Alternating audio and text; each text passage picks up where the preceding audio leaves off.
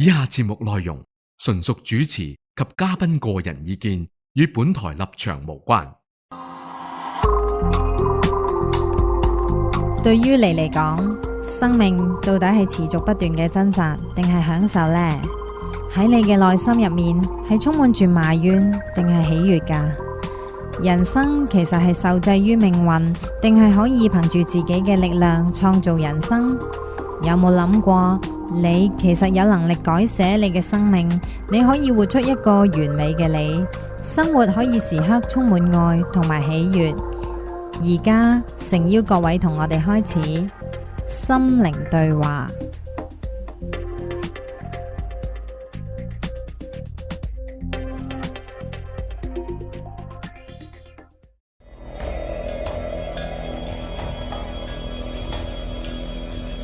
大家好，又一個禮拜啦，又係我哋三個嚟到呢度為你哋主持心靈對話呢個節目啦。我係 Carmen， 我係 Sammy， 我係 Stan。點解次次開頭都要大家好咁嘅？因為我想人哋覺得我溫柔啲咯。證明你唔溫柔啊？都可以咁講，冇嗰樣就追求嗰樣。咁今日講乜嘢咧？阿 Carmen，我見你寫咗好多碌士喺個本簿度。哇，你咁樣出埋我嘅？幾版嘅？喺咪前面出埋我嘅你。咁得啦，今晚俾佢講，我哋唔講。咁咧，咩人會寫碌士咧？就係唔係好夠料嘅人啦。就驚自己臨場表現欠佳，所以寫碌屎咯。唔係，你唔可以咁講嘅。但阿 Stan 就唔同啦。你準備充足啫，我覺得。阿 Stan 次次都唔使碌屎嘅，所以唔係我冇時間做碌屎。所以阿 Stan 咧就係比我更有深度嘅應該。我唔好亂講啊！好啦，咁其實咧上兩次咧，我哋同大家講過第一個題目係咩啊？係愛同恐懼啦，係嘛？第二次係講放下批判啦。係。咁唔知有冇人聽完之後係當我哋隨便噏下，定係真係試下做啦？可能初頭做好困難係嘛？係啊，你唔可以一次過做晒噶。係啊，即係慢慢轉咯，要個諗法啊，個睇法要慢慢轉。但係如果大家試咗，譬如話冇效果啊，定係都好咗，有咩想同我哋一齊 share 下、分享下咁樣咧？可以隨時去討論區啦、Facebook 啦，或者 email 俾我哋嘅。係，或者有效果都可以同我分享下，我都想知道點解可以喺2個禮拜之內改變得咁多。唔係有少少都好啊，係啊，又或者有啲人係喺呢方面係好有呢個天分、天賦啊，係啊，咁即係隨時同我哋傾傾啦，或者有咩提問咧，想我哋解答咧，等我哋有啲話題咯。係啊，咁今集我哋講咩咧？係咯，講咩咧？今集好，我就問一問阿 Stan 你啦。你通常新相識一個人嘅時候咧，你會同對方講咩啊？睇咩人啦？你唔會講愛你咁恐怖係咪啊？唔會嘅，但係睇咩人咯。有一句嘢必講嘅，係你好嘛？哦，係佢整鬼我，你唔會問人哋你係邊個咩？都會嘅，但係你唔會問佢係邊個噶嘛？好多時係嘛？英文好啲啊！你問3歲小朋友都識答，你係邊個啊？小朋友咁。Who are you？我係乜水但係乜水咯？譬如你出去開會見你客戶，第一次見佢，唔通係第一次見佢就你係邊個啊？咁樣你唔會咁問佢噶嘛？咁都係，所以我係問你認識一個人啊嘛頭先。阿 Stan 轉數好高嘅，成日咧會捉我哋2個自失嘅。我哋咧成日係被欺壓嘅。唔好咁講啦，冇搞錯。係啦，咁咧其實咧，你估多唔多人咧會問自己一條問題咧，就係 Who am I？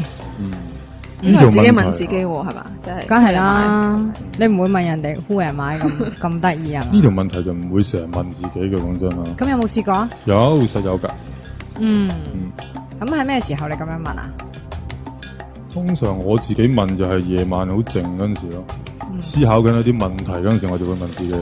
你睇下 Stan 嘅深度，我就唔係啦。我問親自己係邊個嗰陣咧，以前都係我極端憤怒啊，極端失意啊，好怨天尤人嘅時候，我就會問。即係嗰啲係怨命式嘅問啦。梗係啦。點解會咁樣噶？點解又係我噶？點解我咁紅嘅？點解又係我嘅？咁都俾我撞到㗎。係啊係。吓，點解人人即係生活得咁平穩，我咁坎坷嘅，咁掙扎嘅？係啊，人哋坎坷就見唔到啫。冇錯。好啦，咁我之後咧，我咪話睇好多感動位喺《與神對話》呢本書。咁咧，我見到其中幾句咧，佢就話我哋啦，即係佢話我哋或者會認為咧，我哋時時刻刻都好清楚自己係邊個啦，係嘛？我有名有姓，我叫卡文咁樣啦，係啦，就認為知道自己係一個咩嘅人咧，係好理所當然嘅。但係佢又再次提出啦，其實我哋一生裏面咧，最具挑戰性嘅嘢咧，就係要活出一個真正嘅自己啦。係，呢個係我哋嘅其中一個好主要嘅任務嚟嘅，我覺得係啊，嚟呢個世界上邊，佢甚至話係唯一一個任務。係啊，只不過你點去演繹你咧吓？想充分演繹出我是誰呢個概念咧，其實係好多人都做唔到嘅。係，即係佢指出啊吓，做到嘅人歡迎向我哋發表噶吓。即係做到有幾多個 percent 啦？係啦。咁咧佢就話啦，甚至呢世都唔可以充分演繹一個完全嘅真我嘅。係咁咪做幾世咯？係做幾世都唔夠嘅。佢話作者咧做咗600幾世啊。點解會搞成咁咧？咩理由令到我哋咁？作者結婚結7次啦。係啊，唔好意思啊，各位聽眾，我哋都要更新。我之前話作者結5次婚，有9位太太啊吓。原來佢唔係，疏咗。結婚結5次有9個太太，都幾正。講錯咗，係我講錯咗吓。幾好啊呢個。係結5次婚，有9個仔女，係啦。但係我之後再睇一啲新啲嘅版本嘅書籍，佢係已經有7位太太啦。6定7啊？7。我5條都7啦。唔係5，跟住6係，即係佢之前係結過5次婚，第6個係阿南西啊叫做，係啊。但係之後又再分開咗啦，係啊。咁已經係第7任太太啦，但係個名唔係英文名嚟噶，所以我唔記得咗啦。哦 ，OK。係啊，咁頭先我哋喺笑聲中度過咯，因為你講咗一個好笑嘅笑話。真係唔好意思啦，係一時錯口啊！你唔係幾開心啊？係啦，咁我哋點解會講咁難做到自己咧？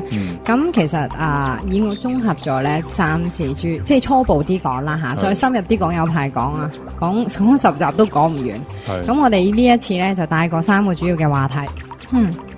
第一就係其實我哋好少人真正時時刻刻都可以為自己嘅生命負責任啦吓。另外，原來有句說話咧，咪話呢個世界充滿謊言啦吓。原來謊言咧都係令我哋唔可以活出真我嘅一樣嘢。喺個幻象裏邊啊，冇錯啦。咁最後咧，我哋陣間就會同大家講講啦。其實我哋好多時候都冇帶住意識去生活嘅，即係我哋都係好無意識咁去過我哋嘅生活嘅。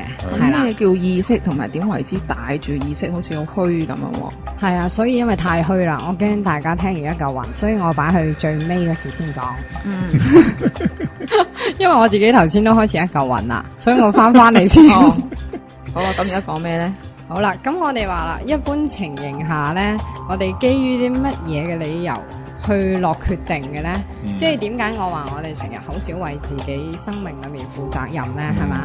你有冇試過有啲經驗咧？係越重要嘅事情啊，你越想去詢問人哋意見嘅咧？呢個好正常喎。係啊，譬如我哋跌咗個銀包，我哋唔會問下人意見，應唔應該買㗎嘛？係啦。但係譬如我應該結婚未咧？我應唔應該同阿爸阿媽一齊住咧？係嘛？我應唔應該轉工咧？我哋都好中意搵人一齊討論噶，或者係咯，應唔應該轉工啊？或者男朋友講大話出賣自己，咁應該點好啊？好踢爆佢啊？定係繼續啊？定係點？都係問人咯。係啊。咁其實你做一份咩工，其實係咪應該自己最知咧？係啊，應該係。你同唔同呢個人結婚做呢個終身伴侶，係咪應該自己最知咧？你買唔買樓係咪自己最清楚咧？係啊。我哋好多時可能睇中幾個樓盤咧，其實嗰間屋係你住嘅。我哋都會問下人嘅，呢度升值潛能高唔高啊？係啊，唔好住喎，喺度唔緊要，呢度升值高嘛。係啦，照住，冇錯，先係啦。咁我哋其實係又會問下成交量好唔好啊？就唔就腳啊？等等啦供唔供得起啊？但係我哋好少問嗰笪地方住入去，我哋感覺舒唔舒服？係啦，或者我入大學揀一個學科，其實影響你一生㗎。我哋好少話興趣真係喺邊？有幾多人揀科係為興趣嘅咧？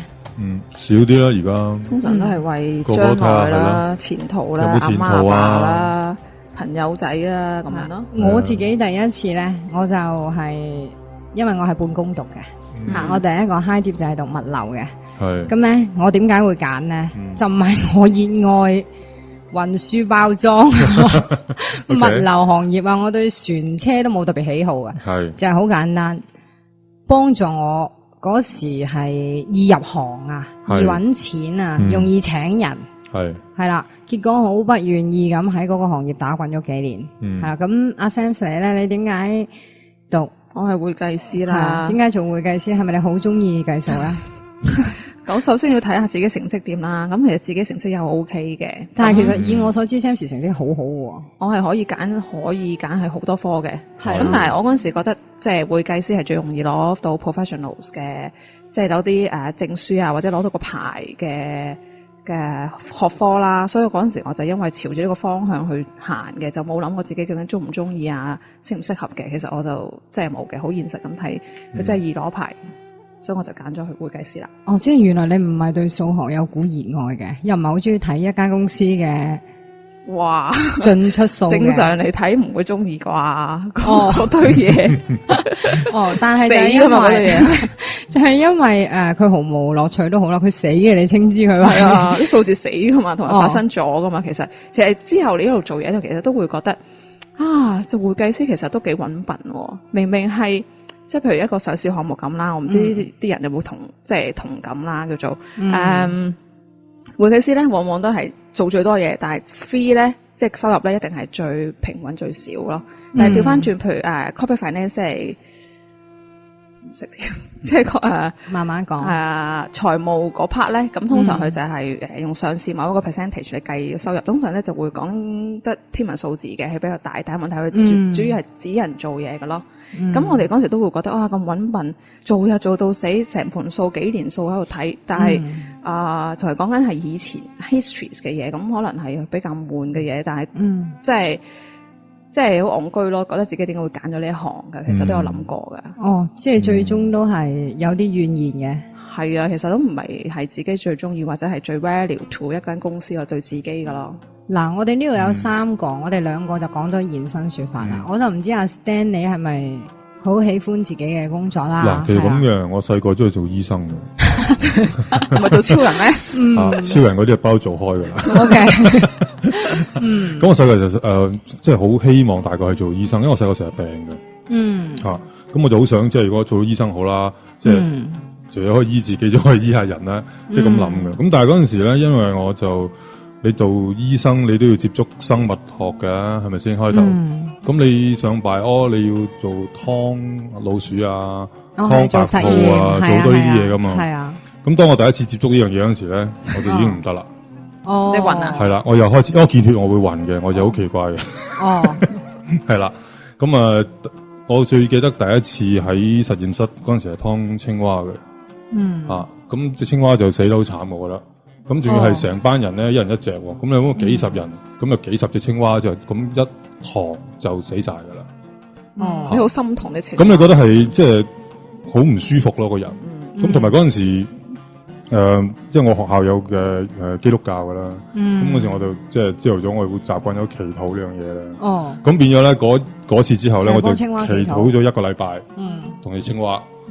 咁我就覺得哇，咁點做醫生去湯人，我咪暈一次，所以諗下都係唔得，咁所以就冇做到呢樣嘢咯。咁我哋3個應該你最真喎。咁我係啊，咁跟住我咁美術我係我另外一樣嘢我自己比較中意嘅啦。咁所以我就向咗嗰方面發展咯。咁即係話我哋呢3個有一個比較真嗰個，所以咧我哋3個咧。其實應該阿 Stan 係比較喜歡自己工作嘅，係啦。但係最終我都係後來啦吓，我係重新讀過第2樣嘢嘅，就放棄咗原先即係物流呢個發展方向嘅。係，因為我頂唔順啦，實在係係啊。咁係咪同你即係未入行之前有好大嘅分別啊？即係你未入行之前，你嗰個憧憬同入咗去之後，原來兩樣嘢。其實我為一樣嘢嘅啫，就係為搵錢啊。OK，係啊。因為我細個真係好窮，係啊，但係最終發覺都係唔開心咯，係啊，同埋接觸嗰啲人啊，嗰啲事啊，唔係自己所中意嘅咯。咁我好慶幸就喺該事件上可以抽身咯。但係咧，聽我哋三個嘅經驗咧，我只係想帶出咧，其實我哋往往做好多決定啊甚至選科咁小事，我哋可能係聽父母意見啦，考慮將來嗰個出路啦，收唔收我先，我夠唔夠即係夠唔夠資格入去先，係嘛？出嚟嗰份職業受唔受人敬仰咧，係嘛？喺社會有冇地位咧？其實我哋左稱右稱好多嘢之後，會發覺嗰樣嘢未必係我哋真心好想做。係啊，稱冇晒噶啦。係啊，即係唔計事業吓，或者好似有個伴侶吓，好多女士都會，我唔知男士會唔會啊？我結唔結婚好咧？佢哋未必真係。好即係全心全意，淨係單純嘅愛咯。可能覺得自己30歲咯，係時候結婚，唔係唔嫁我會攝做啦噶咯，係嘛？或者我係高齡產婦噶咯，或者我男朋友似乎越嚟越好，我唔綁住佢會唔會失去咗呢一次機會咧？係嘛？我哋左稱右稱好多嘢，稱完先至去做啦。係啦。咁所以我就話，即係做一啲你可能唔需要嘅嘢，係啦，越重要嘅嘢，個社會覺得需要嘅嘢，冇錯啦，越重要嘅我哋越傾向去稱啊，係啊，同埋喺唔同途徑就揾唔同嘅人幫我哋做決定啦，係揾人一齊幫你稱啊，係啦，可能有宗教信仰嘅，可能睇翻自己嘅教義啦，係有咩指引啦，係咪啊？可能會去禱告啦，可能自己升學會問老師意見啦，感情時可能問朋友、問媽咪咁樣啦，你會發覺都有同一個傾向㗎，就係去揾人俾意見，但係其實我哋有冇諗過，我哋嘅生命最能夠話事、最有創造力嘅係自己咧？通常都會忘記咗呢樣嘢啦。係啦，所以咧呢個係其中一個原因，令到我哋同埋通常你頭先講嗰個例子咧，就係有啲人其實好多時問人意見咧，其實想聽下人哋啲意見裏邊有冇自己心裏邊嗰個答案啫嘛，係咪先？但係呢種傾向都仲反而好喎，即係譬如佢淨係想人哋認同佢附和佢都知自己想要乜。但係佢唔會話俾你聽，佢想你附和佢噶嘛，佢梗係問你意見。係啊。咁問10個，咦有2個人同我心裏邊個答案一樣，好啦，咁我就剔嗰2個人嘅意見啦，咁樣係咪先？好多時有啲咁嘅情況出現。但係咁樣咧都仲好過走另一條路嘅選擇，就係因為問人意見慳時間啦，唔使自己諗嘢啊嘛，係嘛？或者呢個 idea 都唔係我一個人認同嘅，好多人認同噶嘛。有咩事嗰陣時唔關我事啊？成村人一齊咩啊？係咪集體問責制啊？係啊，個背脊冇咁重啊，個膊頭冇咁嗰啲咩負擔大啦，係啊。咁慢慢咧，我哋就養成一種唔使自己為自己籌謀啊、思考啦，係啊，又唔需要負責任嘅態度出嚟咯。係例如你睇下依家我哋嘅社會啊，可能我有病啊，問醫生啦，係嘛？好少人會自己主動話關心自己嘅身體，其實出咩毛病㗎，或者呢個世界有幾多樣醫療係可供選擇㗎，即係我哋話政府幫我哋把咗關啦，係嘛？醫生幫我哋把咗關啦，係啊，教育啊，又係問政府啦，係啊，有咩事會係主要都係會去投訴啦，吓，但係唔會話有建議咯。係啊，淨係一味將個責任，大部分時間都係往外推咯。最主要講社會嘅錯咯，係啊，呢個最好用噶啦，呢個字係 OK。如果你話我錯，譬如卡文錯咁吓，你除咗可以即係推個責任去我度，其實有冇諗過點創造咧？即係你唔咁樣，係又想點樣咧？係啊，但係我哋大部分依家都係習慣將個責任往外推咯。冇用自己嘅思考諗過一個，我重新創造嘅話又可以點咧？係啊，譬如我好唔中意份工，好唔中意，你預期終日埋怨，有冇諗過可以點樣咧？係啊，呢個都係我另一個經驗嚟嘅。我哋即係做coaching，其中有一個係寫一個叫 SMART Goal 嘅。咩叫 SMART Goal 咧？即係啲人咧，如果有啲唔開心嘅事想處理啊，佢哋會有4大，即係五大要點嘅。大部分人咧，你叫佢寫嗰5大要點咧，係好難嘅。佢哋通常咧係需要好長時間思考咧，先可以完成嗰5個步驟噶。個原因就係咧，佢哋成日會諗得到自己唔想點，就好少諗我想點。好啦，到佢好 smart 呢個字咧，個 S 係解 specific 噶嘛。到佢要寫點樣嗰時咧，好啦，佢會寫咗啊嘛。咁我哋會街住佢去諗嘢咁啦。原來發覺咧，佢表面嗰層信念咧，同下面係有衝突嘅。OK。譬如佢寫好想半年內升職咁，好唔好啊？但係佢暗馬底咧，你越同佢傾偈，佢就會話：唉，升職邊度到我啊？我啲上司成日針對我噶。係咯，少做少錯啦。係啊，覺得我冇料啦。係啊，啲同事又睇我唔順眼啦，實同我爭啦。係啊。即係其實佢哋底層好多嘢咧，係同面層咧對抗噶。係自己其實係好多怨言喺深層，即係負面情況係多啲嘅。係啦，係多過諗得到自己係想點樣咯。係啊，其實我哋今日講 Who am I有個好重要嘅原因嘅。就係因為我哋下一集咧會講意識創造實相噶嘛，唔知好緊要啊。但係其實你諗下，一個人如果連我係想點都未知啊，都未知，或者我可以為自己做乜，我唔想乜乜，咁我又想點樣咧？其實好多人都係唔係真係好摸得透自己。係大部分人都會有呢個問題，我都覺得係啦。咁我唔知道阿 Stan 係清唔清晰自己嘅路向啊？越嚟越清晰啊！係咯，因為其實你好多時你所謂要追尋翻究竟自己係一個咩人，你要經歷好多嘢，你先至開始慢慢摸索到嘅。好多時我覺得係，即係你細個嗰陣時，好多時譬如話你遇到一啲情況，咁可能係第一次。咁你基本上係冇一個經驗嘅數據去嚟到分析嚟到對比咧，你係唔會知嘅。你跟住即係不斷會發生一啲問題，你再諗翻，咦，之前好似有啲類似嘅嘢發生過，咁你可以有一對比啦，開始。咁你究竟喺呢啲情況下邊，你會點樣處理呢啲事咧？咁你到咁上下咧，你會發覺其實你自己有咗一個比較清晰啲了解自己嘅一個方向。所以我覺得係。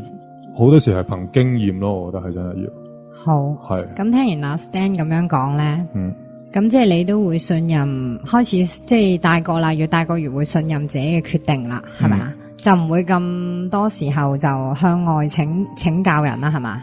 唔係向外請教人都會，但問題係咪你一定要 take 佢哋嘅 advice 咧？係啊係啊，要咯係咯，係咯。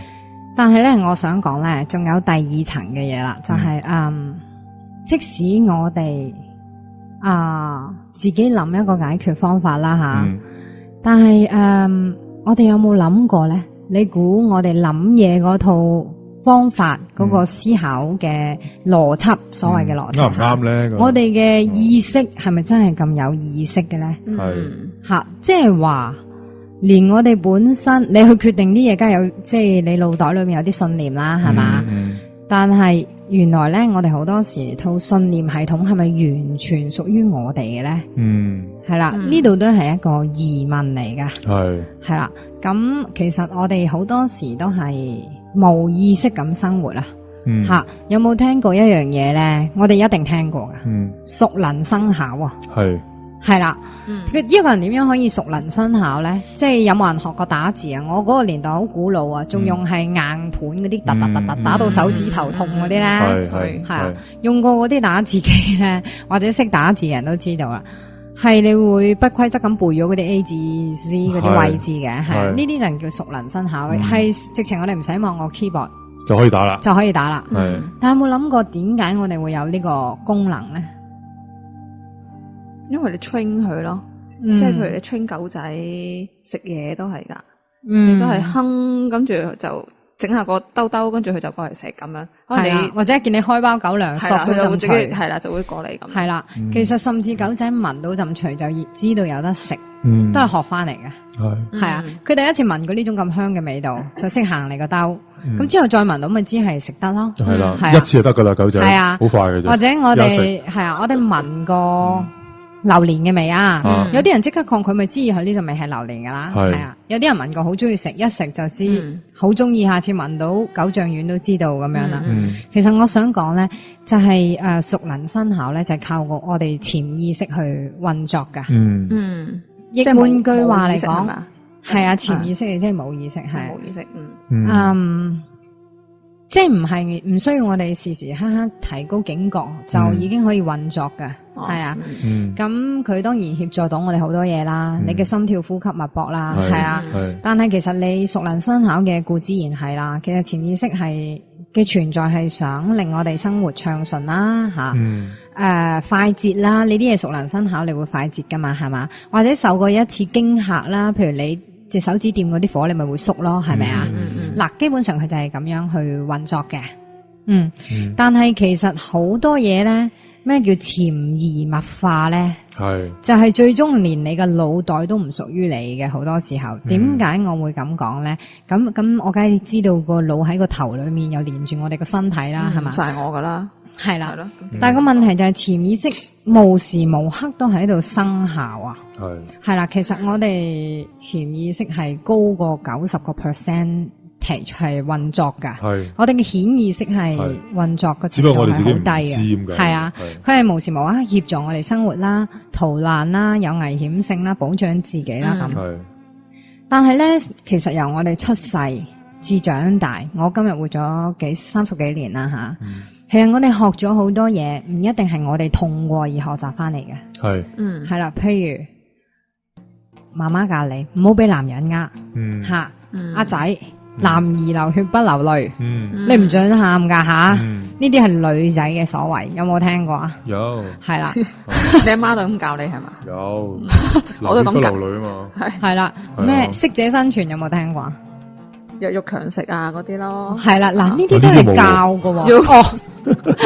咁你媽媽好善良，我媽咪有噶，係啊，我甚至默書100分都俾人打，即係讀書一定要出人，即係出人頭地啊，係啦，讀書先會出人頭地，係啦，讀得叻考第1，你考到尾嗰個都冇，係啦，你爬得越高，得到越多，先越受社會景仰，係啦，呢啲我好肯定，一個小朋友出世係冇呢啲概念嘅，係啊，甚至一個好細嘅小朋友，佢尊重你，譬如2、3歲，佢唔會因為哇阿 Stan 哥哥你好叻啊，你大學畢業，佢特別尊重你嘅。其實呢啲都係我哋後來學翻嚟嘅，即係學歷啊、地位等等吓。而呢啲嘢咧，往往就係潛移默化之後，塑造咗一啲我哋以為應份嘅信念。係啦，而我哋又跟住呢啲思考模式。或者呢啲信念，以為我哋 make 一啲 decision，係我哋想嘅，係啦，我以為我高高在上就會獲得人哋嘅掌聲，係啦，咁好危險噶，其實呢啲信念係呢啲我以前用過晒嘅，係，最後咧我都會發覺生活得好唔開心，好多怨念，係啦，咁。其實我講咗之後下一節翻嚟會講清楚啲啦，因為我哋依家嘅時間都所餘無幾啦。但係我想講嘅就係你唔需要一下子話佢話，即係你可以話卡文你咁講係咪即係我要全盤打翻呢？吓唔係，而係每一次自己遇到任何事件吓，你想做決定嘅時候。咩時候會發現未必係自己所想嘅咧？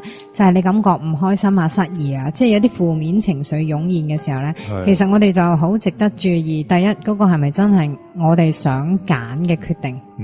第二，如果係已經係我自己揀嘅決定，點解我都悶悶不樂或者係覺得苦無出路咁咧？其實就係時候要諗下。呢套信念其實係建基於你自己嘅經驗啊，定係社交化底下為你所塑造嘅咧？喺我以前接觸社會學，你講得快嗰陣時，我就聽到咩膠花咁樣，即係邊3個字啊？講清楚少少。社交化，社會教育得翻嚟嘅，係啦，喺我哋喺裏面內化咗。做一種自己嘅信念，咁普通嘅社交化喺社會學以外嘅接觸咧，就會講喺社會啦、學校啦、家庭啦、朋友啦、廣告啦等等啦，社會環境俾你嘅信念啦、信息啦但係喺我嘅定義就係頭先我所講嗰啲俗語啊，男兒流血不流淚啊，係生個叉燒個生女嗰啲係啊，呢啲咧加埋我哋啲神話啊、預言啊，即係講大話會甩大牙咩嗰啲伊索寓言咩惡有惡報嗰啲咧，係啊，其實咧無論係神話啊定係俗語啊、宗教等等，總之唔係來自於個人經驗得翻嚟嘅資訊，我通通都歸入去社教化裏面嘅，係啦。不過佢係點樣影響緊我哋咧？咁我哋下一節翻嚟再傾。好啊。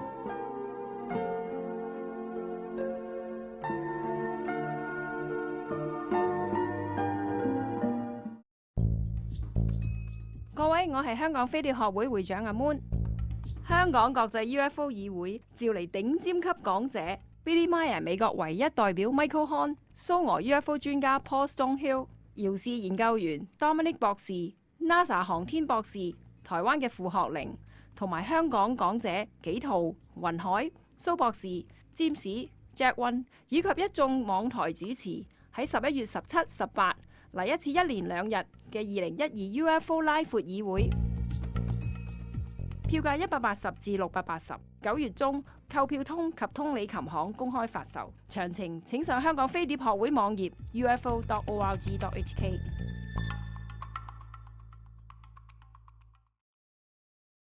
想食得健康啲，我諗大家都知道要少肉多菜啦。講到菜，最好選擇有機耕種嘅蔬菜，因為係冇落農藥同埋冇基因改造嘅，食落肚嘅梗係要健康啲啦。有機菜檔專門提供本地有機、新鮮、時令蔬菜，而且價錢仲好大眾化添。有機菜檔位於香港皇后大道西470號，西環石塘咀街市2樓第28檔，電話係98004648。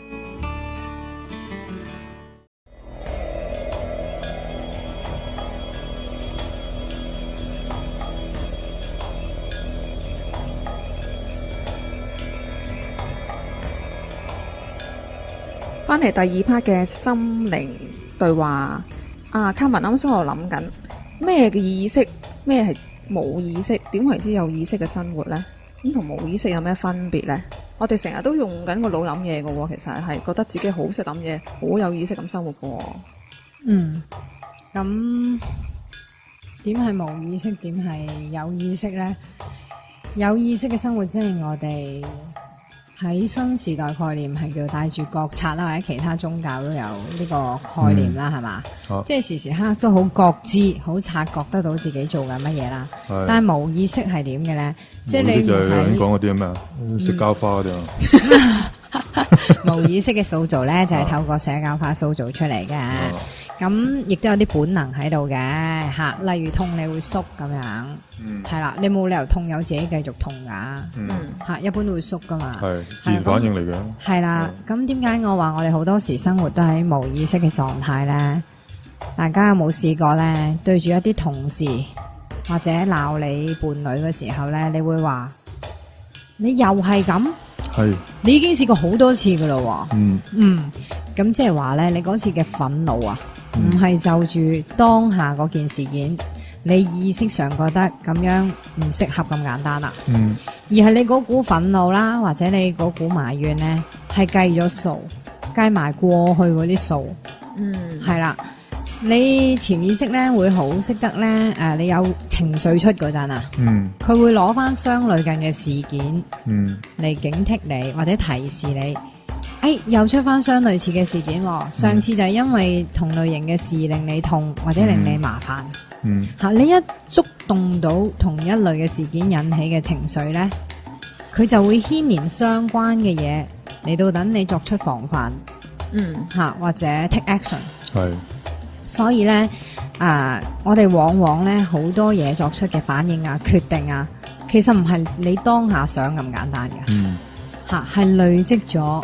或者你嘅憤怒、你嘅怨氣都係玩層層疊啊，係啦，積埋啦，所謂係啊，遲啲都會講活在當下，就係放低你嘅過去吓，未來亦都係你嘅構想嘅啫，咁樣係啦。其實無意識咧就係積埋你過去式裏面非常多嘅嘢喺度，咁啊，即係話喺你一無意識嘅狀態下邊，就你就變咗一個會計師咁樣啦，條數計到準晒。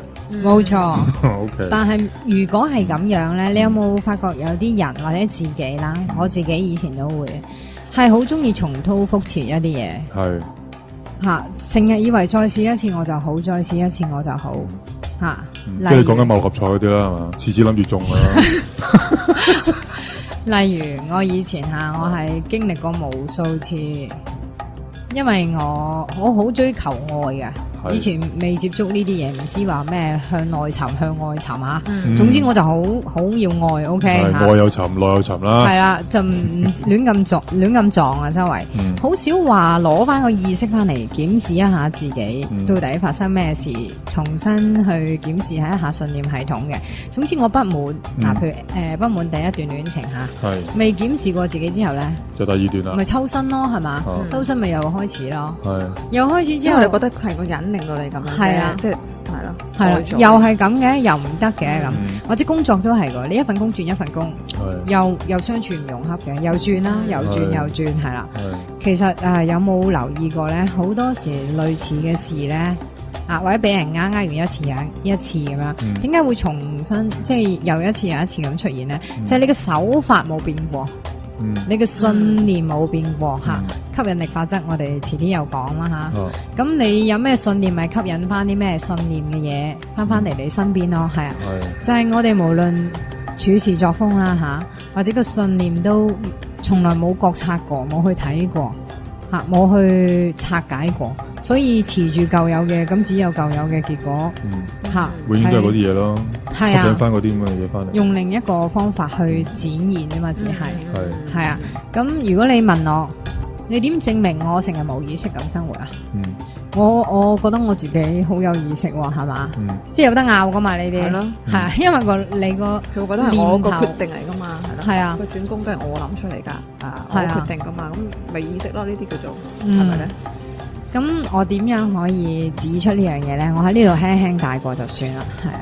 有冇我唔知有幾多聽眾試過做冥想啊 meditation 係啊，阿 Stanley 一定有啦，係啊，你係過來人啦。初做 meditation 你發覺即係做靜心啊或者冥想，靜唔到咯。最困難係咩啊？靜唔到啊嘛。靜唔到。靜唔到。會點啊？靜唔到噶吓。會點啊？好多嘢講咯個心裏邊。好多嘢講嘅個心。即係你想靜就越多嘢講。成日彈啲嘢出嚟咯。係啊，越想靜越多嘢講噶。彈啲情景啊。喺度諗下啲計劃啊，咁係啊，好多計劃噶嗬，梗係啦，諗下聽朝着咩衫都好多嘢計啦。最記得咧，諗下隻腳臂開始。咁係咧，因為個姿勢欠佳，又或者我哋初頭做靜心唔適應嘅，其實一般人好少即係做靜心就咁嘅。我唔知有幾多聽眾試過未試過啦吓，我哋輕輕講解一下。通常就盤膝又得，伸直隻腳又好，坐好又好，就我哋盡量唔喐嘅吓，就停止呢個思考，即係我哋俗稱嘅內在對話。你會發覺非常困難噶尤其我初頭，我諗我用咗半年，先可以係做到冇乜真係減到好少嘅內在對話嗰個係啊。如果有試過嘅聽眾故知道係好困難啦吓，冇試嘅可以試下，即係你可以體驗一下。我點解話我哋大部分時間俾無意識主管啊？好嘈啊！好嘈啊！內在對話有咩問題咧？冇咩問題，但係你試下搵一個時間抽5分鐘就好啦，體驗一下。你叫佢停咧，係叫唔聽話噶。係啊，越叫咪越唔停咯。越叫佢越嘈，或者可能你叫佢停個一下或者1秒2秒之後又嚟噶。係啊，佢係唔受你所控制嘅，你會發現。就算佢唔講嘢都好啦。佢有影像。你叫佢唔諗唔得噶喎。即係我依家同你哋玩一個遊戲，各位聽眾。你依家千祈唔好諗一隻粉紅色嘅狗，嗰隻雖然係狗，佢有好長嘅毛，成身都粉紅色嘅，但係你千祈唔好諗，就即刻彈咗出嚟啦，咁就即刻彈出嚟噶啦，係嘛？我明明叫你唔好諗，你越唔叫咪越出嚟咯。係啦，你自己試下玩呢啲遊戲，你就發覺我哋嘅思想唔係我哋諗得咁容易控制嘅，你個意識當下就係想，即係 stop 嗰啲嘢嘛吓，因為我叫咗大家停噶嘛，係咪？係啊。但係點解偏偏停唔到咧？就係因為我哋因為你形容隻狗個樣出嚟，大家就會喺個腦度諗噶啦。係啦，亦都因為過去嘅係植根咗潛意識，而佢又好需要協助你生活嘅。吓，所以不其然咧，佢就成日浮出嚟嘅。佢見你停喺度咧，佢驚噶。吓，佢會提醒你一啲你未做過嘅嘢噶，尤其吓未做，等住你做，但係你仲未處理，佢仲唔嗱嗱臨走出嚟吓，趁你難得一靜嘅時候，佢仲唔出嚟提你。我哋平時好忙噶嘛，好多嘢諗噶嘛，有幾多人俾自己個腦停一停、唞一唞咧，係好少噶吓。大家試下，再唔係行街嗰陣抽時間試下，你望住一樣嘢想唔諗，或者甚至搭巴士 hit 埋唔諗，係好困難噶。係啊，如果叫自己唔諗嘢都咁有難度咁高啊，咁你有咩理據去同我講你可以完全控制你嘅思想呢？你叫佢幾時停幾時喐都唔係咁隨心所欲啊，其實吓，仲要就算你思考嗰陣，你諗下係帶住成秋過去啊，係啊，好多信念都唔係你㗎啊，我呢個我親身經歷嚟噶，譬如阿 Stan， 你媽媽細個錫唔錫你啊？錫啊！你細個冇喊啊？細有喊嘅，小朋友點會冇喊？你媽媽有冇叫你男仔唔應該喊啊？冇嘅，完咗先會叫嘅。喊呢嗰陣時就繼續喊落去嘅。佢有冇俾啲信念你？大概係關於男人要好剛強啊、好顧家啊、頂天立地啊咁啊？唔記得喎，真係。我完全冇記得佢講呢啲嘢喎。Sammy， 你有冇咁樣教過仔？即係等於我哋，譬如男仔一定係要做主動約女仔出街嘅。你有冇咁樣教你個仔仔先？阿媽唔會咁教。你依家冇理由教你朋友啊，講緊你個仔仲好年輕嘅啫，照我所知。咁又叫佢男仔係唔應該喊嘅。咁同埋，咁我問你，點解你覺得男仔唔應該喊？我阿媽係咁教我噶嘛。即係我哋呢啲嗱，唔係皇帝先有細集噶，你睇下，信念系統都細集噶，即係我哋一代傳一代嘅。咁你覺得男人係咪真係理所當然唔喊噶？我真係好少見到男人喊，好少見到係嘛？係啊。係咪好少見到男人喺公開場合喊咧？應該講，即係除咗明星啦，攞獎咪喊嗰啲啦。OK，即係你係會教仔仔好少喊嘅，係噶，即係覺得你會唔會就解決唔使喊啦？即係我咁嘅吓，我就同 Sammy 識咗好耐啊。吓，咁我係會攬住我個女咧講 I love you 啊，啜咁錫幾啖咁嘅吓。咁阿 Sammy 你會唔會嘅咧？我覺得個仔，因為佢係仔，我又又攬唔到，我唔知點解。係啦，呢個問題我同 Sammy 都有探討過噶。咁佢就話啦，你嗰個係女女啊，容易做出手一啲啊，係咪啊？嗲啲噶嘛，男仔就要你要獨立咁噶嘛。咁我講一次短短地我嘅親身經驗俾大家聽。好啊，好。咁喺我。即係我係接觸 NLP 嘅，咁我做 coaching 嘅時候咧，在場有6位男士，我親身去幫人哋做 coaching 嘅有3個，咁即係在場都佔半數嘅男人啦，係咪啊？咁咧我哋就會植入一啲叫做正面嘅感覺俾佢啦，叫佢回憶一啲舊有事件，然後透過一啲途徑吓，令佢以後好容易憶起呢啲感覺嘅。咁你會問啲男士，喂，你想要咩感受啊？要咩情緒啊？咁你一般好易諗到，我要開心啦，要興奮啦，要滿足感啊，成功感啊，咩都有嘅吓。但係咧，3個人裏面咧，通常就做3、4種感覺咁啦吓。佢哋其他3、4樣感覺係完全唔同嘅，即使有啲好近似啦吓，成功感、滿足感係好近似啦，係嘛？有勇氣啊，果斷啊，但係唯獨有一樣嘢係令我好震撼嘅，係我活咗咁耐冇諗過嘅吓。佢哋異口同聲咧，想要一種感覺，就係被愛，係啦，因為共通點嚟嘅呢個真係男人吓，我幾驚訝噶嗰時係咁。因為好少人集體咁樣做 coaching 噶嘛，集體要被愛啦，係啊，集體做 coaching 嘅經驗係少嘅會。咁好啦，佢集體要被愛不特止，同埋你發覺好多時幫男士做 coaching 咧，佢哋嘅流淚，嗰個次數啦吓，或者常見度咧，係竟然比女性更高嘅，係吓，即係佢哋喺一個極端放鬆嘅狀態下，咁你點理解咁嘅情形咧？即係一個極端放鬆嘅狀態下，佢哋終於都出翻嚟啦，出翻個真性情出嚟咯。係佢即係平時抑壓咗，即係平時喺人面前就唔喊，平時喺人哋面前又懶係好英咁，我唔使你愛或者我唔使理你咁樣嗰啲啦。係啊，即係你女朋友咧，我個人虛弱啊，即係或者失意咧，我挨喺個男人度啊，哎呀我好失意啊，咁你會覺得好想攬下佢，呵下佢噶嘛。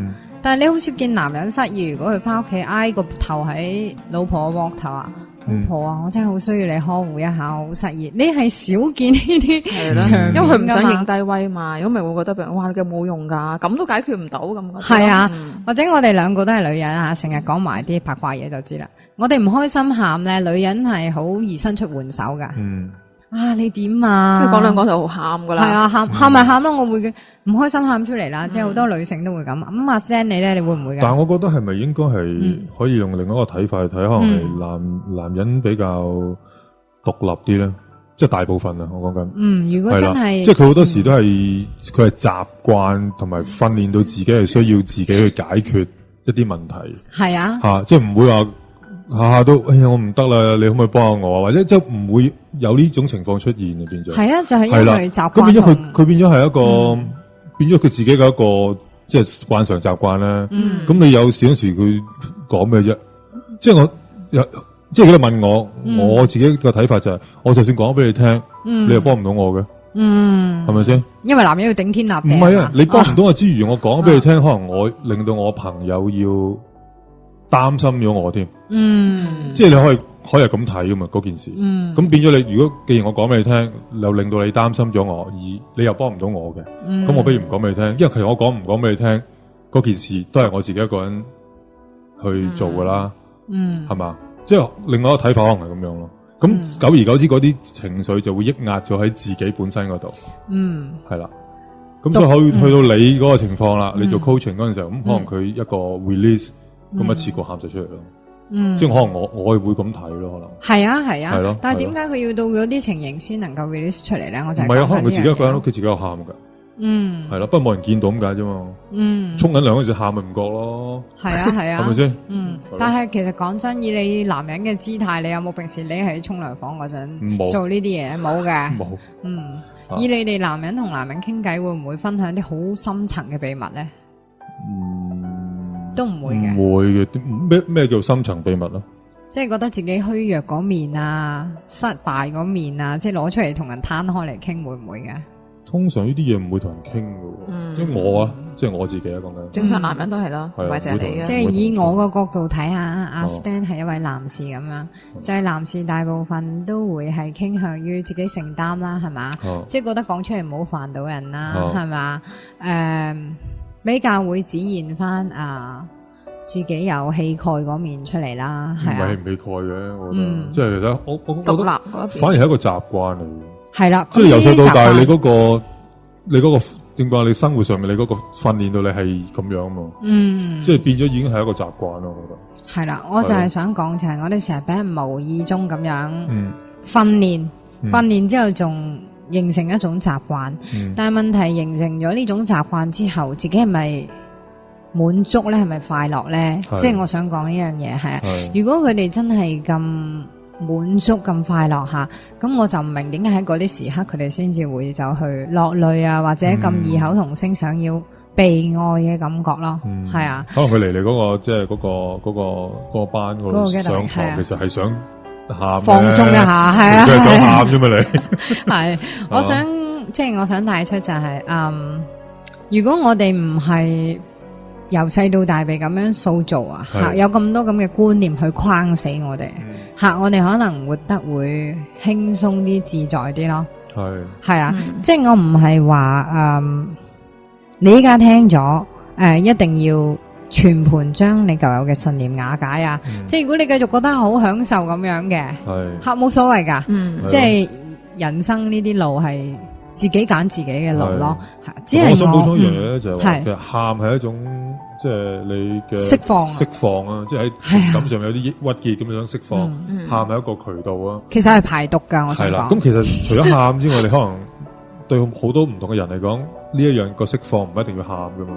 係嘛？即係可能有啲人我打個邊爐就冇嘢，可能都得噶嘛。係咪先？係啊。即係講每一個人係有少少唔同咯，我覺得呢樣嘢係咯。即係我覺得係啦，學你話齋，每一個人都可以唔同咯。但係到咩時候我哋會去檢視咧？以我個人而言吓，就係每次感覺唔舒服啦，做嗰啲嘢係嘛，有 hard feeling 啦，或者唔係自己意願啦，其實係時候要靜一靜諗一諗咯。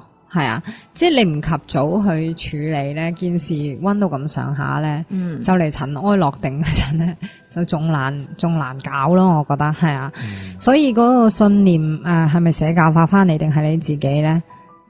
只要嗰套嘢你係認同嘅，你開心嘅，你覺得 OK 嘅，吓冇負擔嘅，咁係啊，你咪做咯。但係如果自己都唔開心嘅，而又被舊有信念所規限嘅，咁嗰個唔係你自己去創造生命咯，而係被一啲概念去創造咗你啊，被一啲舊有嘅信念、別人嘅認同、別人嘅說話，久而久之係啦，你係變咗第二個人啦。你係好似一嚿泥膠啊，入咗啲帽嗰度咧，吸出嚟印係啦，嗰隻白兔仔咧係唔係獨一無二嘅，係跟帽行噶，係啊，所以一日咁樣，一日都好難話。其實你講白兔仔，我翻諗一樣幾好得意嘅，就係你諗你細個嗰陣時咧，乾淨咪吸白兔仔，污糟又吸豬仔咁。係啊，呢啲都係信念嚟嘅。但問題其實豬好乾淨嘅，只不過養豬啲豬欄污糟，所以嗰啲豬污糟嘅啫。係啊係啊，係咯，其實唔係真嘅。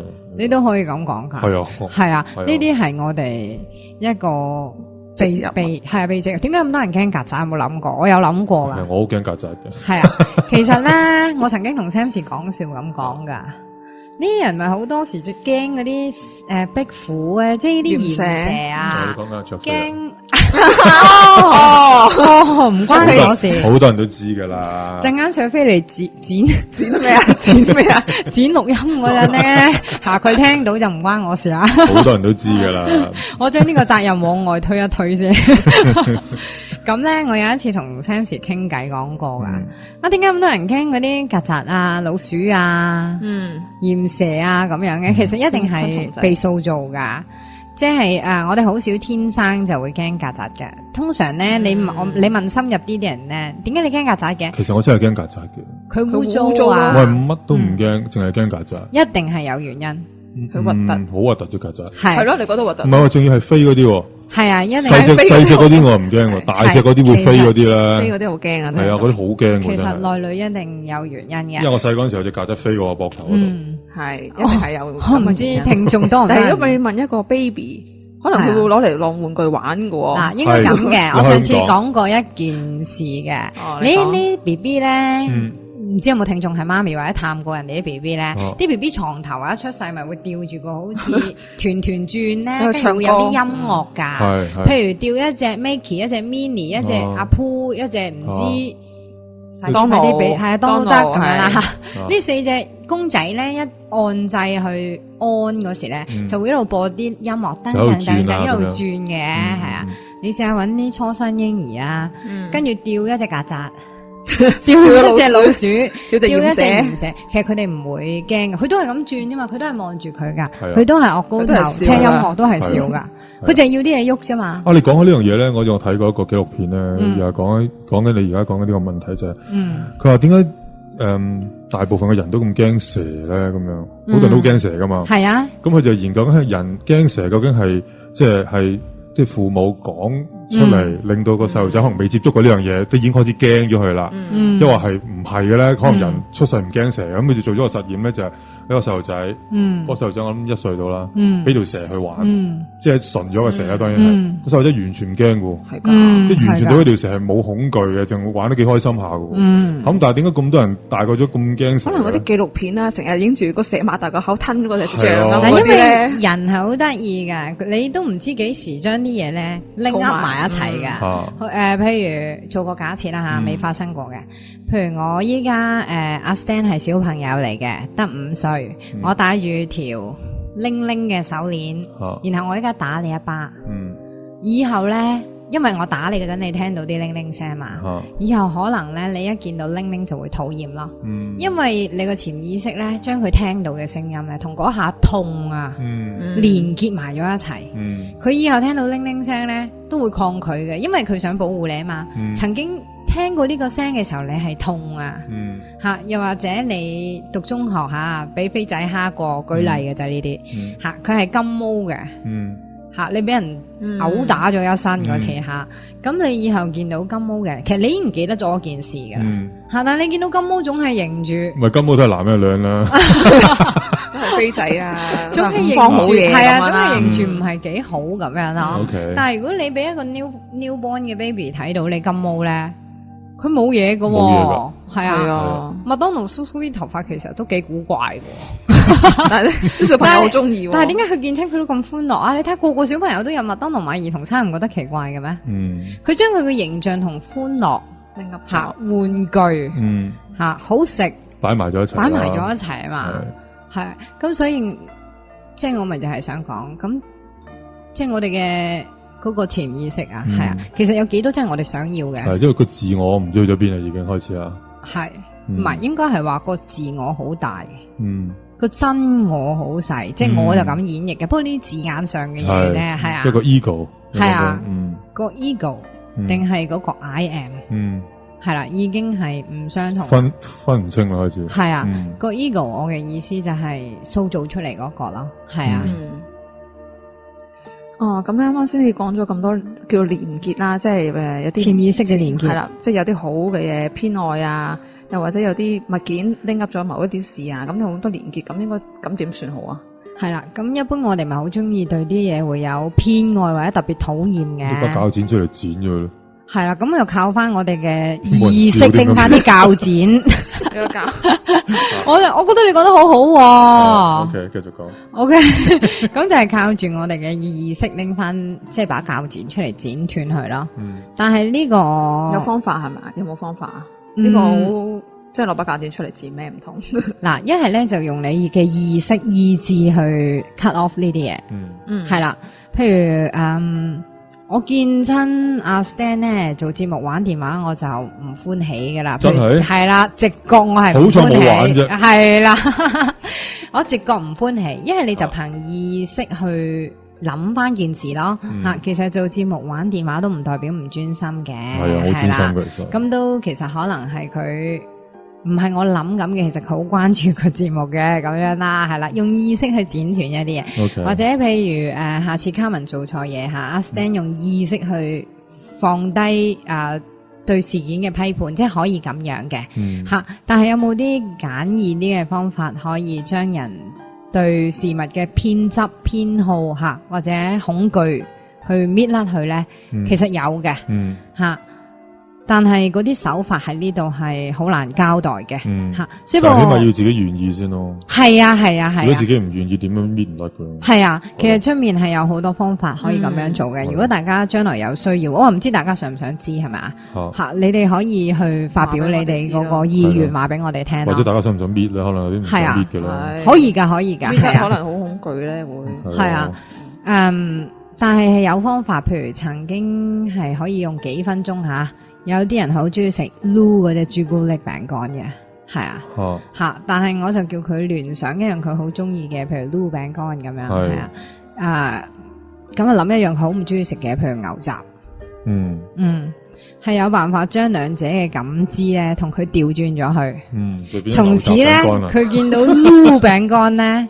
就係諗起牛雜噶啦，就唔想食噶，係啊。牛雜會唔會諗翻擼餅乾？咁啊唔會，除非你有意願同我講，你係好想見到牛雜。都幾恐怖噶，煲牛雜裏面全部都係餅乾，係一路被烹煮住嘅餅乾。滾下滾下啲餅乾，使唔使攞鉸剪出嚟剪啊？冇得剪啊，溶晒咁煲飯。我哋呢啲係咪心靈節目嚟嘅咧？係，而家係啦。但係呢啲仲會覺得我用啲搞笑嘅方法嚟講啲心靈啊嘛。我哋係咪好難咧？係，我突然間諗起一樣嘢。我哋今集咧要講一個方言。冇錯啦。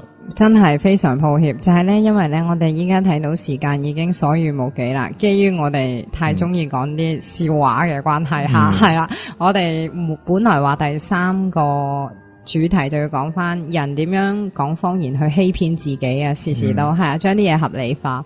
但係我哋係冇時間啦，係啦，今集係去到呢度，節目時間已經夠啦，係啦，下次有機會我哋再開一集係講一啲關於謊言嘅嘢啦，係啦，咁去到呢度要同大家講聲拜拜啦，咁好啦，拜拜，好，下次見。